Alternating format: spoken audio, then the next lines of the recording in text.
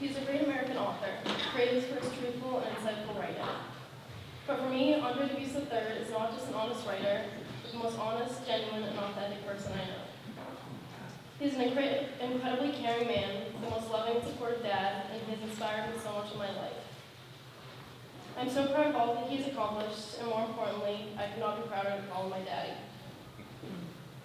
I'm happy to introduce one of the outstanding American writers of his generation, and the best dad in the world, Dubus. I didn't know that was going to happen. Thank you, honey. I love you. Let's go out for coffee right now.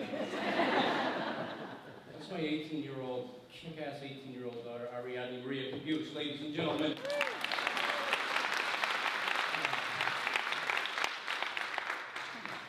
She's good at all she does, and I'd love her even if she wasn't. I don't know, I can't talk now. You said, this is that my wife's idea? Thank you. You guys, thanks for being here. Thanks for being part of this wonderful festival that Vicki Hendrickson founded 9 years ago. A quick round of applause for our founder.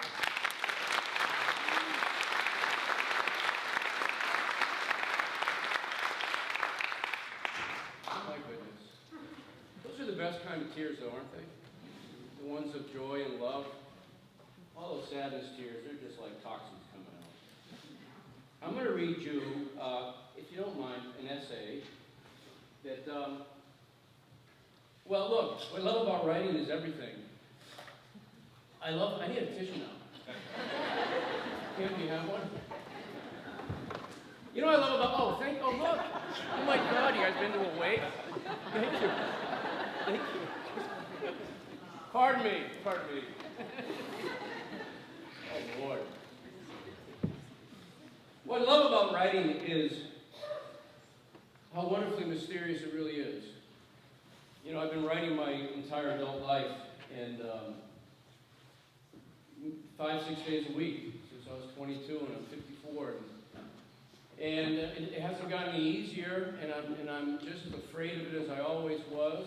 And whenever anything nice happens on a career level, I don't believe it for a second. And when I do get a bad review, that's the one I believe. I say, well, there's the only brave, smart bastard in the room. But what I'm most grateful for about this whole writing life is the writing habit.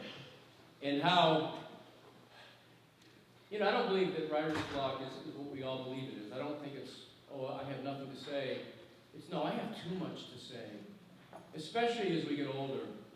Especially when we have decades of life behind us. There's just so much to express about this wonderful mortal coil we're in. And so my good friend Ann Hood, who you know is here this weekend, emailed me in a bit of a panic and said, Andre, I'm editing this book on knitting, essays on knitting, and I need more guys. Please tell me you knit.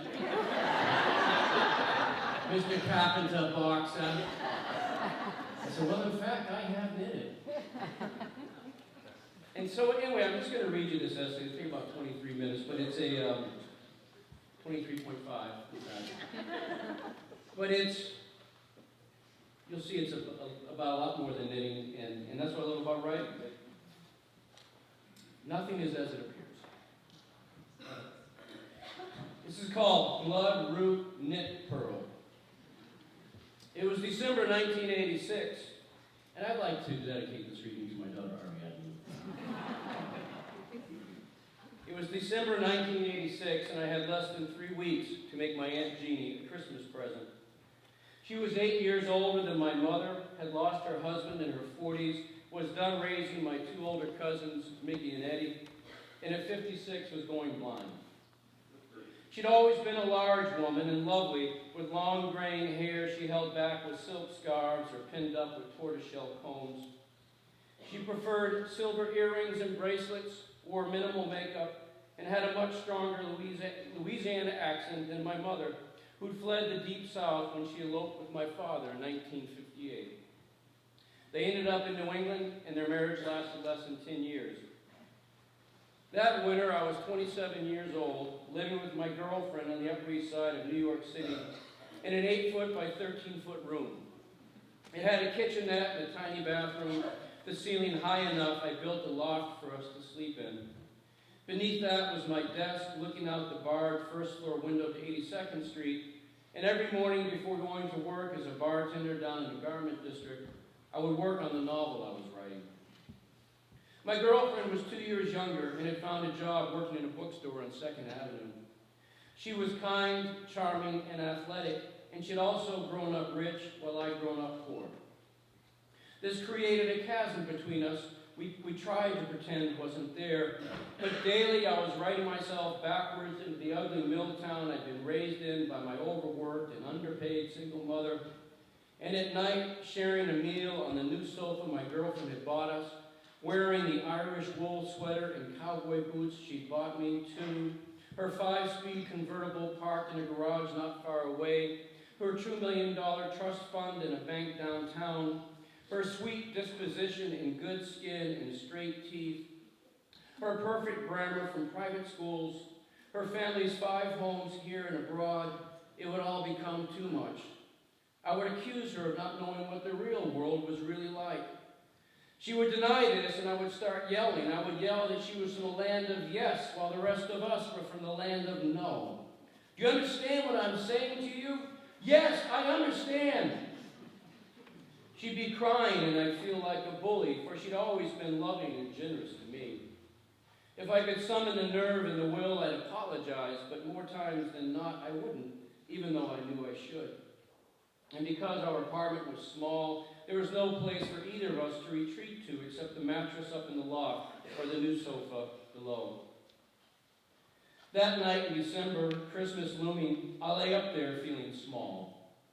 How was it her fault she'd been born into wealth and privilege? How was it her problem that I saw the world as hard and unjust and anyone who did not was naive? Outside it was snowing. I could hear it ticking against the window glass, the taxi cabs and delivery trucks passing by in the street. Down on the sofa, my girlfriend flicked on the TV and picked up her knitting. Her fucking knitting. It was another thing that made me feel far away from her. Who knitted but sweetly oblivious old ladies? To me, it seemed the busy work of people who were happy to watch life, not take part in it. But more than this, it was a domestic art from before the freedoms of feminism. My girlfriend was 25 years old, her adult life just beginning. And here she sat with her legs curled under her, her eyes on the TV, her fingers working the needles in yarn without having to pee. She looked like some young wife and mother from 100 years ago. She looked to me like a woman who relied on her man to take care of everything. But there was something deeply comforting about this image of her. I did not know what it was, but I also could not deny it. Nor could I deny that I was drawn to that comfort. A few months earlier, my father had been run over by a car and crippled for the rest of his life. Every other weekend, if I could get time off at the bar, I'd take a bus up to Massachusetts to see him. He was no longer broad-chested and robust, his beard neatly trimmed, his cheeks pink. Instead, he was a one-legged man I didn't recognize. He lay in great pain on his living room couch, and his beard was long and bushy, his cheeks pale, his chest narrow, his arms withered. When I bent down to hug him, he smelled like old bandages and dead skin and dried blood. He was 50, but his third wife was pregnant with their second child, and their 5-year-old daughter, my half-sister, was running around the house nearly crazy with all these changes. And more changes were coming. Just weeks after her mother would give birth to her sister, they'd move away from my father, and he would be divorced for the 3rd time. As I watched my girlfriend knitting from up in the loft, I don't know if I was thinking about any of this, though it was probably the deeper root of my distance from her. Not some working-class outrage, but envy that she was the youngest of 5 children to a mother and father who clearly still loved one another and who would stay married the rest of their lives. I did not believe lasting love was possible. My girlfriend did.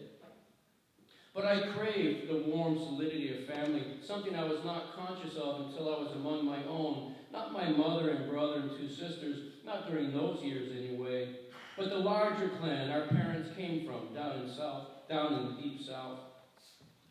Fishville, Louisiana was no more than a break on Highway 8 in the pines of Grant Parish in the heart of the state.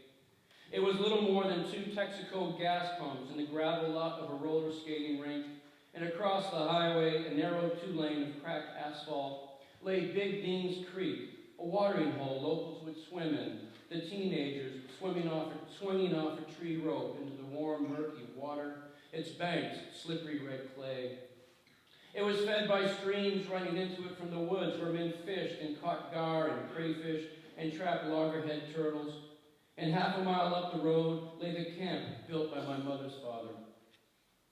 His name was Elmer Lamar Lowe, and like every one of my blood relatives on both sides of the family, he was raised in Louisiana. He was the son of a mule skinner and a rice farmer, and after the 3rd grade, he never went back to school. At age 9 and 10, he was working alongside his old man, tying thick rope to barge cleats, cinching around the leather harnesses of mules, who then pulled the loaded barges alongside the banks of shallow, muddy rivers and bayous. There'd be cottonmouths coiled in the trunks of cypresses and live oaks, Spanish moss hanging from their limbs my grandfather probably had to brush away from his young face. By age 16, he was a foreman for a gang of gandy dancers, grown men laying miles of railroad tracks under the blistering Louisiana sun. By the time Elmer Lowe became the father of my mother and her older sister, Jeannie, he had established himself as a pipe fitter who helped build power plants that brought electricity throughout the South and Southwest. But this was a man I hardly knew. Not until my parents' marriage ended and our mother, Elmer's youngest daughter, began what turned into the next decade of raising us 4 kids alone along the Massachusetts-New Hampshire border. Many of these houses were in poor, tough parts of town, and with my small body, my glasses, and long hair, I quickly became a target for cruel and angry boys, many of whom would grow into self-destructive men, just about all of whom are dead as I write this now. 1 to a stabbing, 2 to drug overdoses, another to cirrhosis of the liver, another to a car accident. That second summer after my parents' divorce, I spent a lot of time hiding inside our small, hot, rented house. My younger brother and 2 sisters there too, and all we did was watch hours and hours of whatever was on TV. When our mother eloped with our father, Elmer told her, "If you get divorced, don't bother coming home. There have been no damn divorces in our family." But that was 10 years earlier, and maybe that summer she called or wrote her parents. Maybe she told them her kids needed something to do or somewhere to go, or that she wanted her mother and father to know her kids. I don't know. But soon we were speeding down the highway in a black Trans Am. Our repo car, my mother was being paid to drive to New Orleans, where we hopped a bus north to Fishville, and what would become for me the place I'd grow to call home. It wasn't the camp itself. The outbuildings Elmer, we called him Pappy, had siding with riveted sheet metal.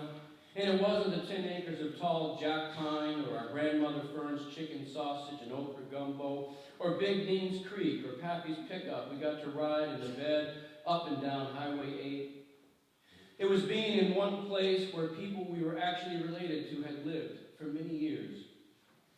Since our parents' divorce in 1970, my sisters and brother and mother and I moved nearly once a year, sometimes more, from one cheap rented house or half house to another. Just as we seemed to settle into one, we packed up and moved to another. Friends were hard to come by. Then, just as I was about to enter high school, our mother found a large house to rent in Haverhill, Massachusetts, a half-dead mill town, and we lived there for 6 years. I eventually became friends with a boy from a big Irish Catholic family, nearly all of whom had raised their families there. On his father's side alone, my friend had 9 uncles and 9 aunts and dozens of cousins. Up the Merrimack River in Lowell, he had about as many from his mother's side. On Sundays, my new friend spent the afternoons at relatives' house, eating homemade dinners, throwing a football or baseball around with uncles and cousins, swimming in one of his aunt's backyard pools. For me and my siblings, Sunday was the day our father drove to our house to take us to a movie or out to eat, our mother home alone. The 6 of us, the only family we knew, every one of our blood relatives, 2,000 miles away in Louisiana. But every summer after that first trip in the repossessed Trans Am, our mother would drive us down during her 2-week vacations. Some years we drove other repo cars, once a VW van. a Chrysler sedan with air conditioning, a yellow Dodge Charger. But as we got older and could help with the driving, we drove our old red Toyota, and we took turns driving straight through so we could skip having to pay for rooms at a Howard Johnson's or Holiday Inn. Then we 4 kids were all in our 20s with jobs of our own, and summers were hard to take off. Pappy and Fern's 50th wedding anniversary fell in January, and we threw them a big party, and it was good being in Louisiana in the winter. The frost on the pine needles, the bare magnolia branches scraping the camp during a cold wind. The scrap fire we burn outside and stand around while Pappy smoked a brisket over hickory coals in his cast iron smoker.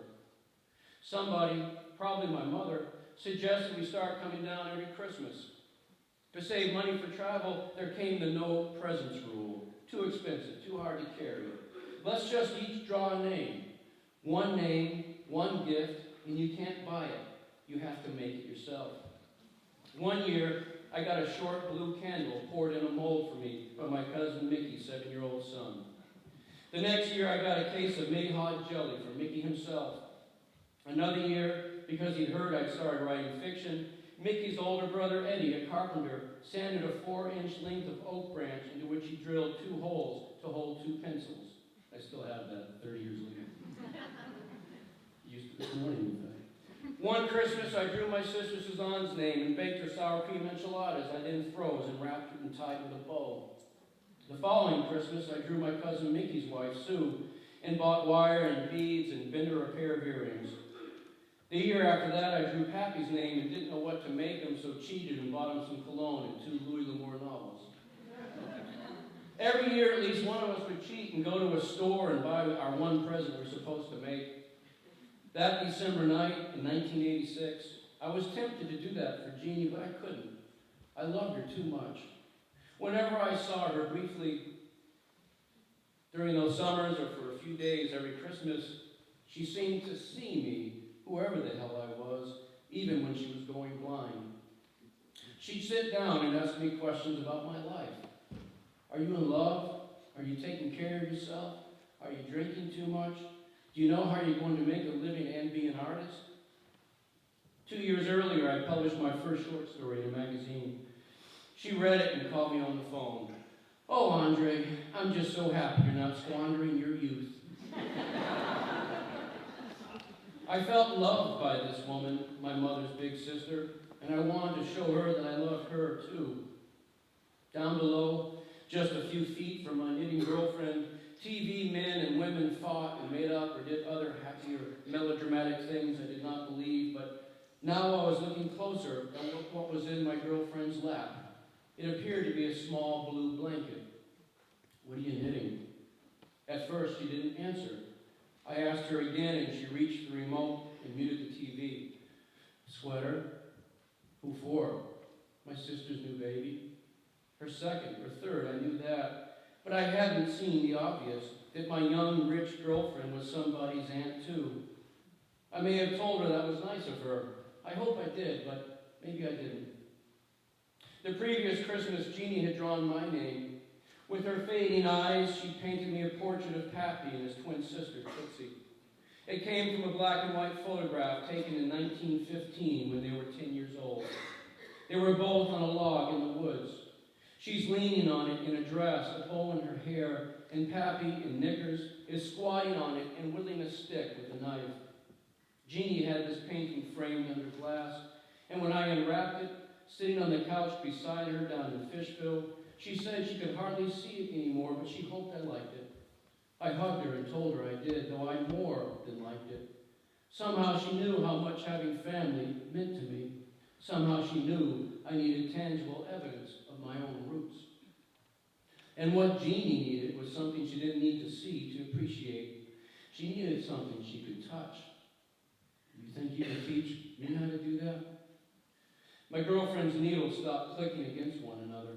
She looked up at me, her expression cautious but hopeful. If you really want to. Yeah, I want to knit my end a scarf. In seconds, I was sitting on the couch beside my girlfriend, choosing a roll of gray yarn to work with because that's what she had the most of. She put aside her nephew's sweater and handed me 2 knitting needles. Number 10s, she said.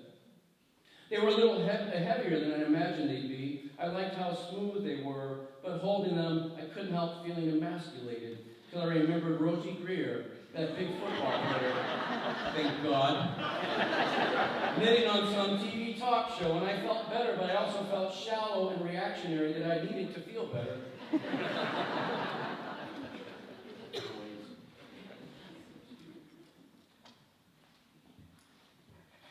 My girlfriend showed me how to cast on, a process so complicated I gave up and asked if she could do that part, then handed over to me once the actual knitting would begin.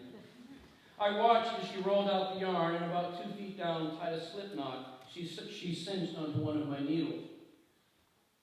Then she took the other one, her thumb and index fingers working the yarn into loops and more knots. It was like watching a spider spin a web as naturally as breathing. And soon she was handing me both needles and telling me I should probably just knit Jeannie's scarf in a simple knit purl pattern, whatever that meant. She placed both her hands lightly over mine. She showed me how to first make a knit stitch. These details are foggy now, but I remember pushing the point of my right needle into her slip knot and wrapping the yarn from the back to the front of the needle before pushing it back under another knot, which left the yarn somehow at the rear of my right needle. Then I was pulling my yarn to the front, sticking my needle under a new knot I'd made, then doing it all over again, looping from the back, sticking in the needle, looping from the front, and sticking, looping, and sticking.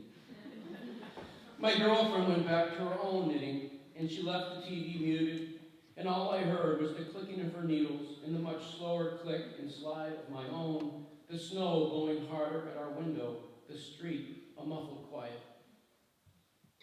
Every night after dinner, the two of us would sit on our couch in front of whatever was on TV, and we'd knit. After a few sittings, I had what was beginning to look like the first 5 or 6 inches of a real scarf. And my girlfriend told me that this was a simple pattern. It looked wonderfully intricate to me.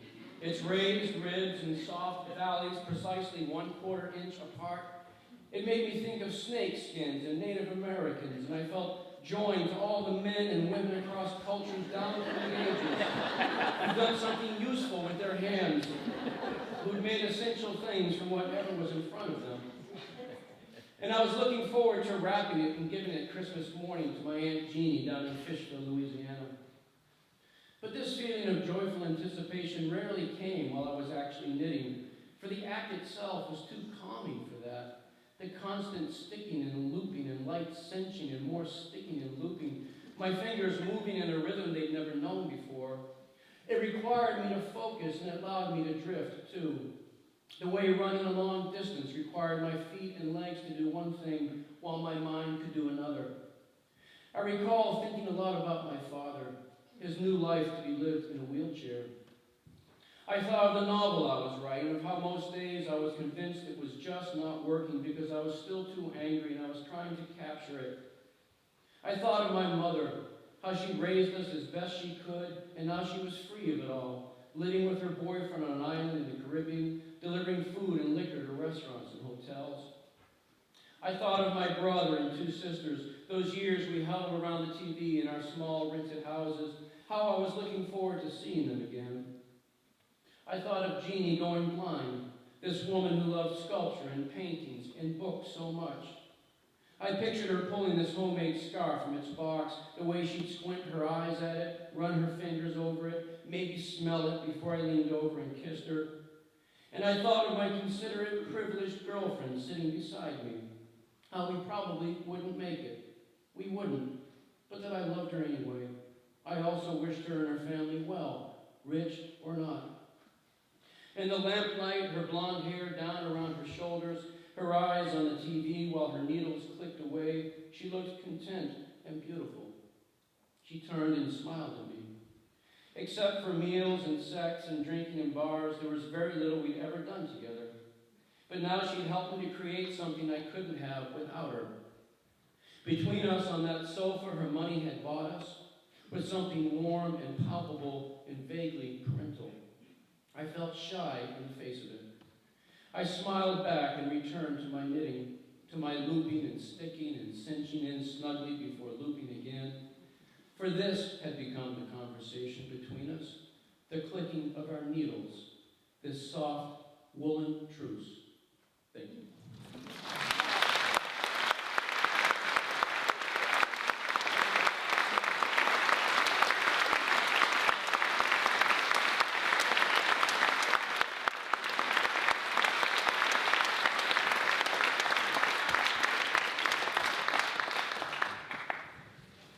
Well, my goodness. How are you? Pretty good? Can I just say, I think this weather is perfect for this festival, because this is reading, writing weather, isn't it? So so if I look at you and you look at me, and I look at you and you look at me, I will pay someone $50 to ask me a goddamn question. Can you say goddamn in the church? What's that? The knitting book is out, and I'm proud to say its editor is here among us this weekend. It's called Knitting Yarns, Writers on Knitting. Let me tell you who else is in this. There is one other man, and that's John Dufresne.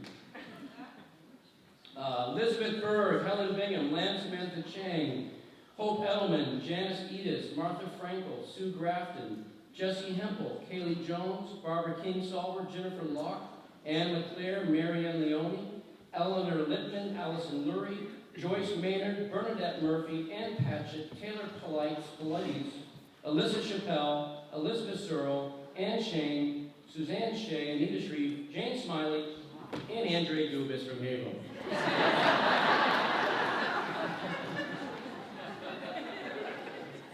Hi, yes? I have a question. I worked with a lot of people from Haverhill, and I moved to Newburyport during the transition area, the early 70s. Yeah, me too. What did you talk about in townies? And my friends from Haverhill who grew up there were very offended by the way you described Haverhill. But I'm a social worker, so I hung out in a lot of those places that you described, and I know they were real. So it's interesting to me, did you get a lot of negative feedback about that? Yeah, what's your first name?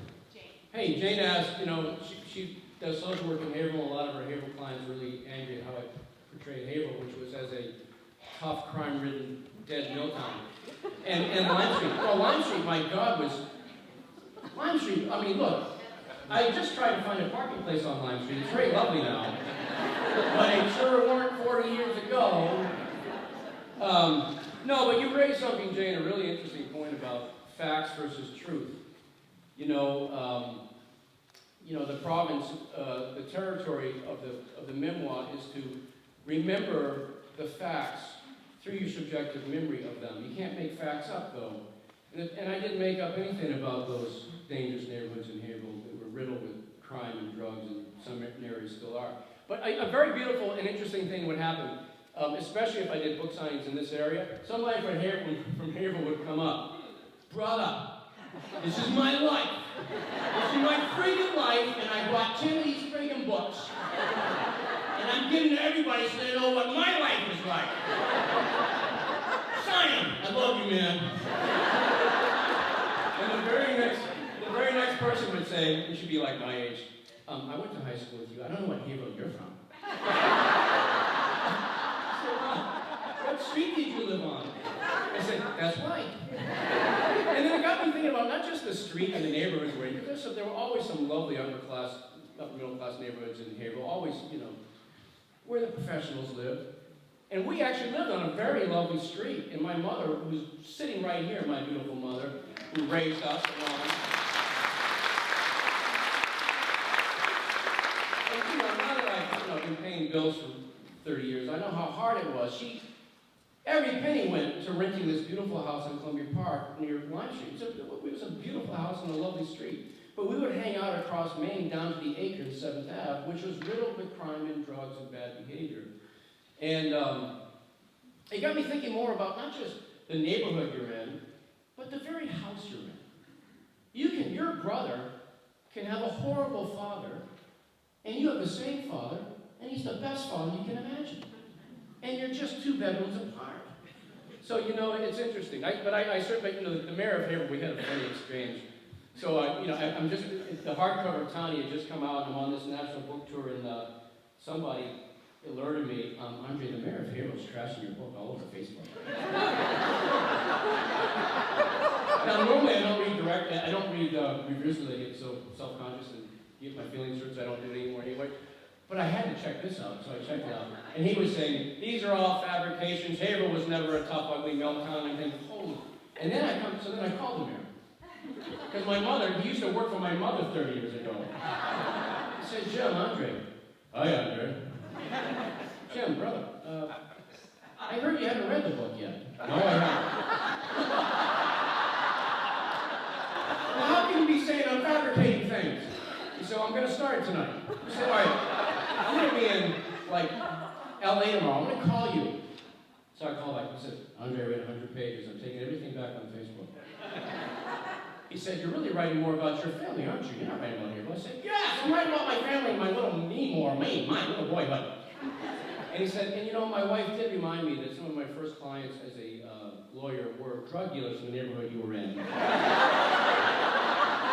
She did remind me I took boxing lessons to defend myself when I go pick up my clients to go to court. I said, thank you. That's all I'm saying, man. Anyway, truth is subjective, is it not? Hi, sir. Hi. I have a 2-hour commute to work, so I've been listening to books on Audible. I haven't done fiction yet, mostly nonfiction. Is fiction meant to be read, or can it be heard? Can you be read to? It's nice to be read to by you.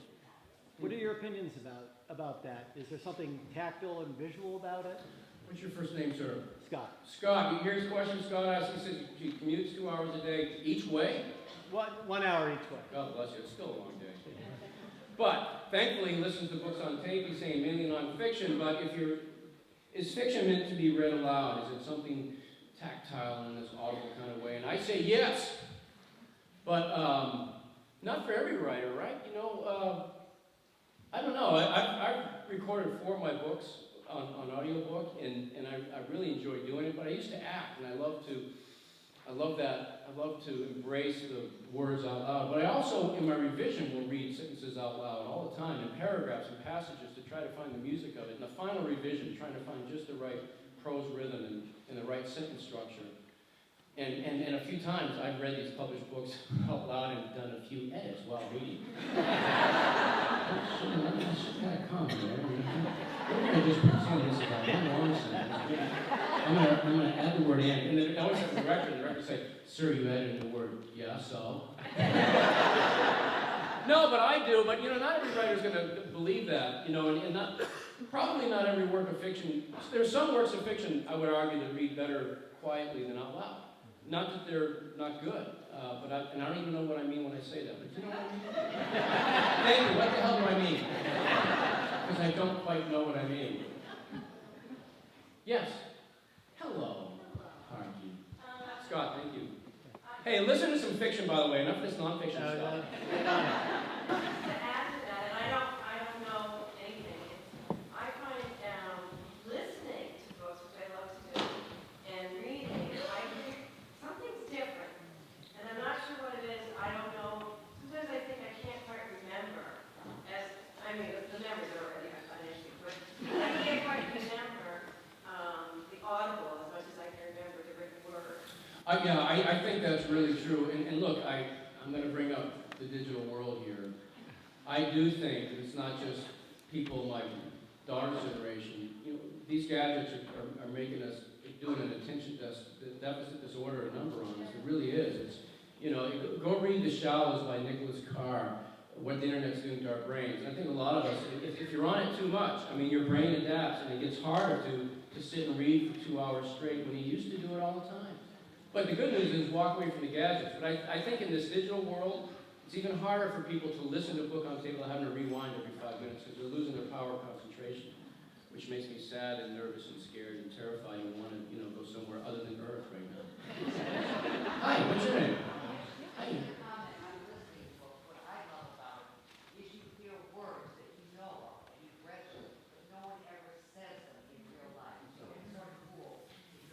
Yeah, you learn new words.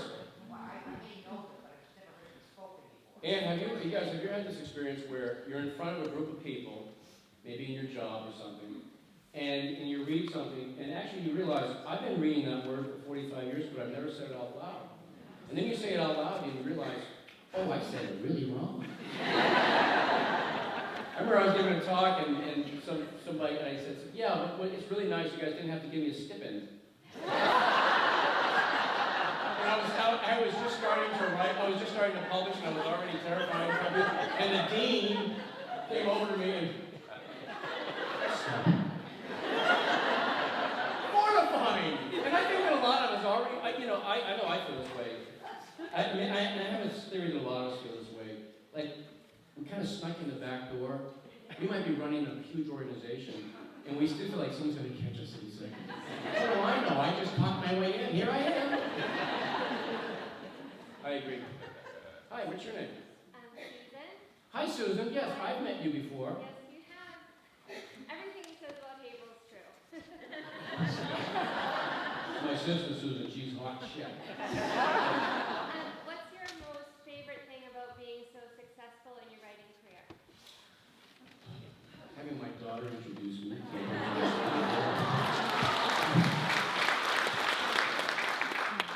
No, well, look, Susan, this could sound disingenuous. I never expect anyone to be in a room when I'm supposed to read or talk. I mean, it's really such a nice surprise to see all of you. Now, I know it's a festival, you're kind of captive audience, you're just stuck here. Maybe there's no other things going on at this hour. But,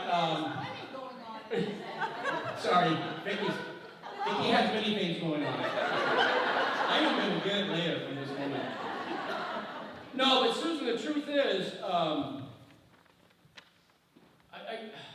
I insulate myself. I am grateful for the publishing success I've had, especially since my novel House of Sand and Fog in 1999. And it's just exceeded all of my, honestly, I did not even have publishing success as a dream. All I wanted, my wife Fontaine is a beautiful artist. She's a dancer, choreographer, she paints, we really have, other than our 3 beautiful kids, it's probably our biggest bond is, since we were kids, we wanted to get up and create something. And we were lying in bed one night, this is years ago, and this is before I had any real success. In fact, I published 2 books, but only 5 people had read them, and 4 were my mother. But she was lying next to me, and she said, what do you want from your art? And I thought about it, and I said, I was 38 or 9 years old, and I've been doing it for 17 years, and my first book went to 39 publishers over 5 or so years. My second book went to almost 30 publishers. And I said, it's not fame and fortune, it really isn't. I just don't want it to be dismissed. I just want it to be seen and taken seriously. People don't even have to like it. I just don't want it to be ignored. And Susan, that's been the greatest gift, and people tell me all the time, I guess I like your book, but I hated everybody in it. I once got a call from a lady from Kansas. I hate your book! I threw it across the room! What kind of ending? I want my ending! Give me my ending! I said to my wife, honey, I think we need to do a telephone number change. But even then, my feelings were hurt. I felt great. I said, wow, well, the book went inside her and did something. She's not ignoring it. That's been the greatest thing, really. Kind lady in the back. Can you share a little bit about your writing process? How much time per week do you spend, and how do you come up with your ideas? Okay, but I have to, what's your first name? Erin. Hi, Erin. I have to quote Billy Collins, who I just love that he said this, because most writers I know write daily, but they don't write nearly as long as people think they should if they're American workers, by God. Billy Collins said, I love being a poet. I just don't know what to do with the other 23 and a half hours.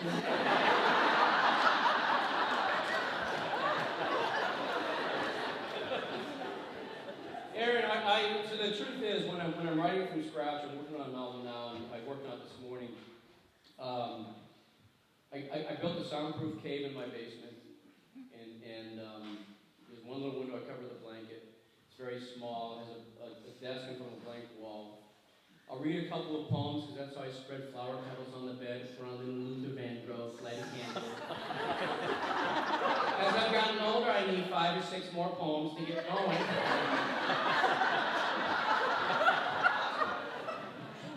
My poor daughter has to hear that shit. It's about the news. And then I sharpen my Blackwing 602 pencil, my old-fashioned pencil sharpener I screw into my wall.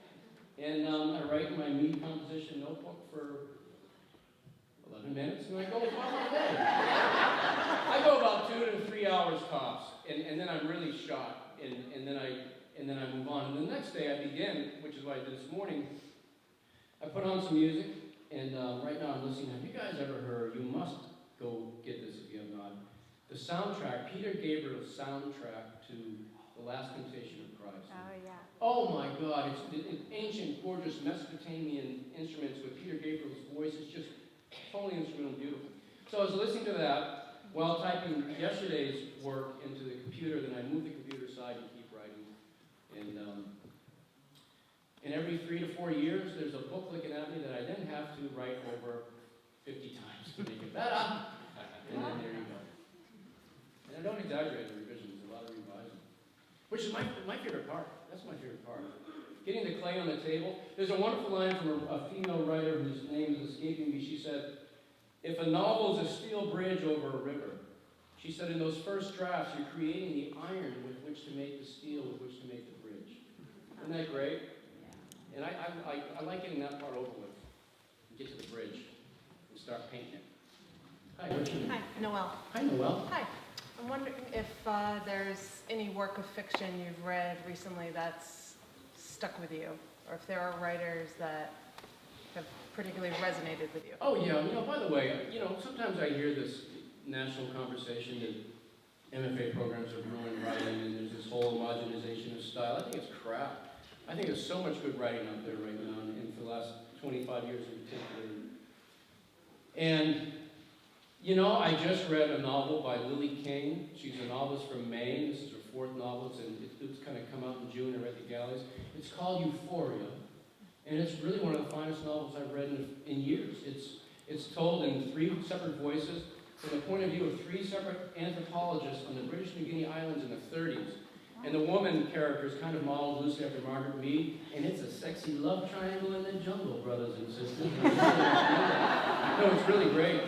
I've read a lot of really good books lately. What did I read lately, too, that just kind of knocked me? Oh, Julian Barnes. What is that one? Very slim. The Sense of an Ending. Sense of an Ending. Well, Richard Rousseau had this. He was quoting someone the other night. I just love it. It's so depressing. I keep looking over at beautiful Wally Lamb over there. Round of applause for beautiful Wally Lamb.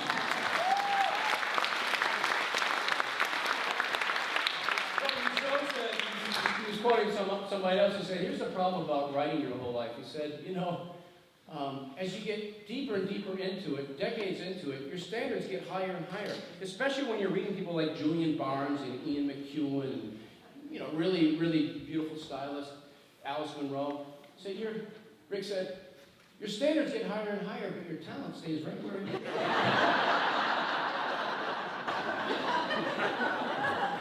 Oh, dear. Hi. My name is Dottie. Hi, Dottie. I drove up here, or my friend Deb drove up here from Connecticut. Cool. And we're so glad to be here.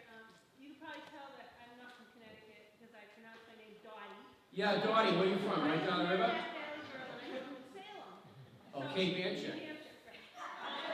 Oh, no, that's Salem. A comment, I'm reading Dirty Love and I'm loving Dirty Love. And I Thank you. noticed something about your descriptions.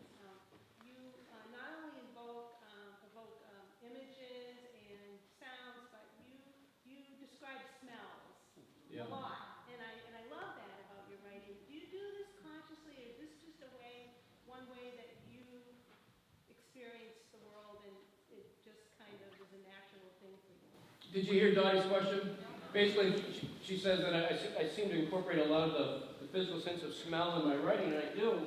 And she said, you do this consciously, or is it just part of how you are in the world? It's definitely part of how I am in the world. I really love, I hate, right now I'm a little allergy thing, and my sense of smell is compromised.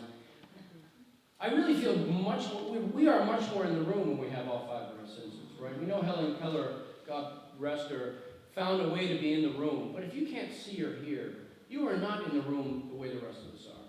And And so beginning fiction writers really need to remember that I use physical senses, the 5 senses, at least 3 in each scene, to get in the room, to get in character. How can I be fully, like if I'm writing from your point of view, I've got to pay attention to the light that's hitting you.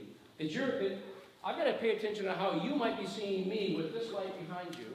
What that flag is going to trigger in a memory of yours. You might actually stop listening to me and think about your Marine Lieutenant Colonel father you haven't talked to in 17 years, lives down in Florida. I'm making shit up, I don't know, Donnie. The writer Ron Carlson has a great line. He says, "Details are for the writer only. They are the instruments by which we steer." You know, in my memoir, Townie, the truth is, I don't have a great memory. You don't want to say that when you're promoting a memoir. I mean, really, I see a movie tonight, my daughter will tell you, there'll be a new movie by June. But I can remember Springsteen lyrics. But my point is, I love that line, details are the instruments by which we steer. So, for example, I was trying to capture what it was like to sit on Slime Street on a stoop in 1973. And, you know, when my brother and I were small and afraid of the tough, ugly kids in the town, ugly behavior kids, they were not physically ugly, just mean. And I always had the sense memory that when we'd sit on that concrete stoop on a hot day, I could smell dry urine. Because drunks would stumble home from the bars and they'd piss on the sidewalk on the way to their little house. And as soon as I remember that with my pencil writing, the smell, as soon as I recorded the dry urine smell on the sidewalk, I remembered another sweet smell, which was the lead paint flaking off the clapboards. And I would record that. And as soon as I recorded those 2 smells, it triggered a memory and opened a panel of my memory, and I saw, on one of those days like that, Cody Perkins and those guys saw us, and then they chased Jeb and I down the street, and we ran across water and into the lumberyard, and past the forklift operator, and over the plywood, and over the chain link fence, and through the weeds, and through the broken glass, and the broken brick, and underneath the pier, where they couldn't catch us because they didn't know where we were, and we felt safe, and then the Coast Guard's pulling a drowned man out of the river and into the boat. Well, on that day when I sat down to write, Dottie, I was not thinking, I will now write about the dangerous neighborhood, the tough kids, and the drowned man to show even more the danger of his childhood. No, I just started with dried piss on the sidewalk. And it led me. So I use senses, especially smell, to take me in. Thanks for asking. Wow. Sir, yes, hi. My name's Patrick. I was just wondering, is town still being made into a film? If so, who's playing it? Do you think they can do justice? What's the last part? I was just saying, do you think whoever is playing you can do justice to that role? Well, he said, Patrick, thank you for coming again. All right, Patrick and Shaq every time. No. Patrick asked if Townie, my memoir, is still being made into a movie, and it was, it's a funny thing about Hollywood. So it got optioned right away, and there was all this talk, and all these things are going on, and then The Fighter came out, and then a really good movie with a bad title called Warrior, with Nick Nolte as a recovering alcoholic training one of his sons to fight mixed martial arts competition against another son. It's really a pretty good movie. But it had a father and a son, and they're fighting, and the Hollywood exec said, oh, well, we can't have another one with, sons and fathers and, fists. We've done 2 of them, and no one's going to go. Except if The Fighter and that movie had made $400 million, they do Townie 1, 2, 3, 4, 5, 6, 7. The truth is, Patrick, it's still in the loop, but there's a wonderful line about Hollywood. Hollywood's the only place in the world where you can die of encouragement. And here's another one, Patrick. And I'm not going to say the word because we are in church. You know how to say F you in Hollywood? Trust me. So and honestly, I actually could give a damn if it's made a movie. Part of me doesn't want it to be a movie at all. Because it was already, I already felt naked enough, and more importantly, I felt like I'd shine a light on my family enough as it is, thank you very much, without having to worry about who's going to play my living mother, my dead father, me. By the way, it would be Pee Wee Herman playing me. I'm just fine with it not being a movie, I really am. Yes, sir, in the back. Hey, Hey, Chuck. I'm sorry, say it a little louder. Oh, jeez. Well, okay, all right. I don't even know this guy. Actually, I do. Real quick, and I write about this in Townie.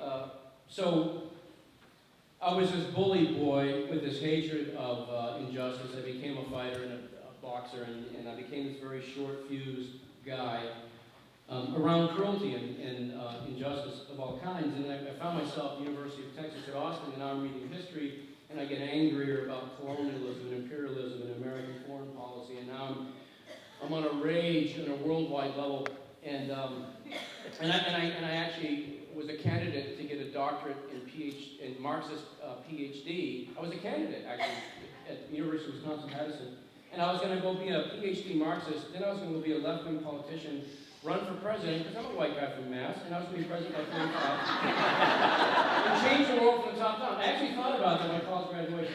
Let's see, in 20 years I'll just be president, and I'll make social change that way. And then I started to date a girl who was writing fiction. And I was taking a year off, and I was living in Lynn, and I was boxing. This sounds really impressive, but I was training for the Golden Gloves down in Lowell. All it means is I signed up. I didn't even go down. And my girlfriend was in a writing workshop, and she had a crush on a guy in that workshop, and his name was Joe. And she would come home, and you lovely women, when you have a crush, you just can't hide it. Even your hair shines. She'd go on about Joe this and Joe that. He's so sensitive, he's so this, and I friggin' hated Joe. And really, and then she said, and Joe brought in his guitar today.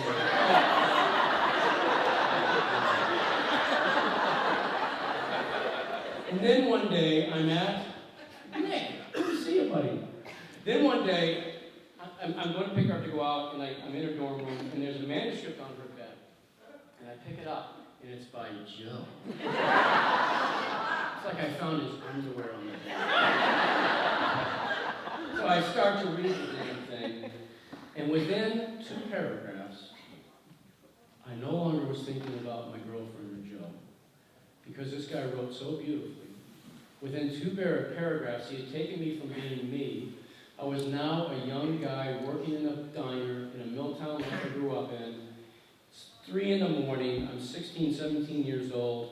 2 middle-aged prostitutes walking to get coffee. The owner throws them out because they're prostitutes. It's a 4-page story, and it ends with the character just mopping the floor in the neon glow of the street light, and he's just thinking, that's not right. That's not right. And when I finished reading it, I too was in love with Joe.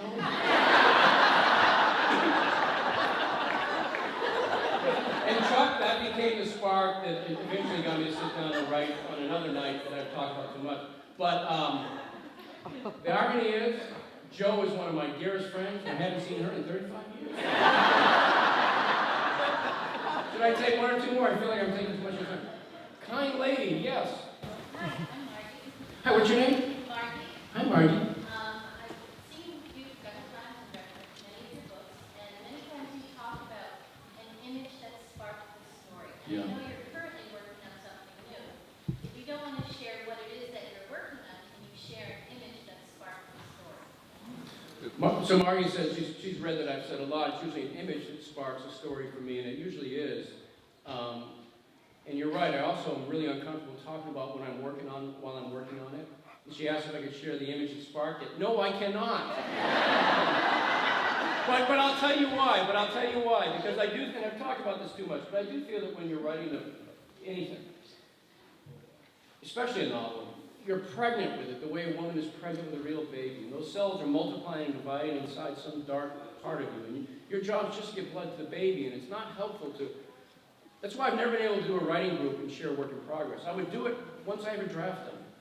But, it's like slitting the woman open and shining a flashlight and poking around, I don't know if I like that he has a penis. I think she should be a girl.